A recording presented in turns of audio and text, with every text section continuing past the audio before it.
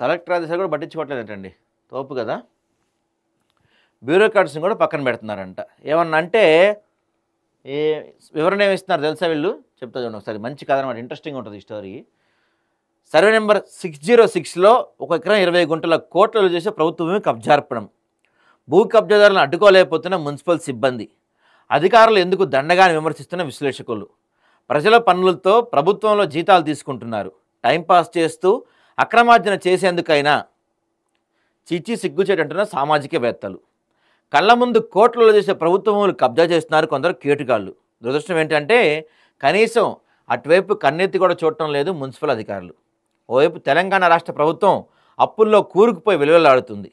సాక్షాత్తు రాష్ట్ర ముఖ్యమంత్రి రాష్ట్రం దివాళా తీసిందంటూ పదే పదే చెప్తున్నారు.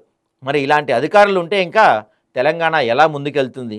బంగారు తెలంగాణ పక్కన పెడితే సామాన్యుడి జీవితం అగమ్యగోచరంగా తయారైంది. పరిస్థితులు ఇలానే కొనసాగితే మాత్రం రాష్ట్ర పరిస్థితి అంతే అన్నమాట. జవహర్ నగర్ మున్సిపల్ కమిషనర్ వసంత తన కార్యాలయానికి కోతవేలు దూరంలో ఉన్న సర్వే నెంబర్ 606లో 1 ఎకరం 20 గుంటల ప్రభుత్వ స్థలం చుట్టూ కంచె వేసి బహిరంగ మార్కెట్లో 30 లక్షలకే ప్లాట్ ఫర్ సేల్ అంటూ అమ్మకానికి పెట్టిన రియల్టర్ల భాగోతం. మరి వివరణ కోరితే వసంత గారు ఏమన్నారు? మా టౌన్ ప్లానింగ్ సిబ్బందిని పంపిస్తాం, అక్కడ ప్రభుత్వం స్థలం ఉన్నట్టు నాకు తెలియదు, పూర్తి వివరాలు తెలుసుకొని యాక్షన్ తీసుకుంటానని కమిషనర్ వసంత్ తెలిపారు. ఇలాంటి అధికారులను నియంత్రించే దిశగా ప్రయత్నాలు కొనసాగాలని స్థానికులు కోరుకుంటున్నారు. పాపం అక్కడ గవర్నమెంట్ ల్యాండ్ ఉందని కమిషనర్ గారికి తెలియదంట, తెలుసుకొని తర్వాత యాక్షన్ తీసుకుంటారంట.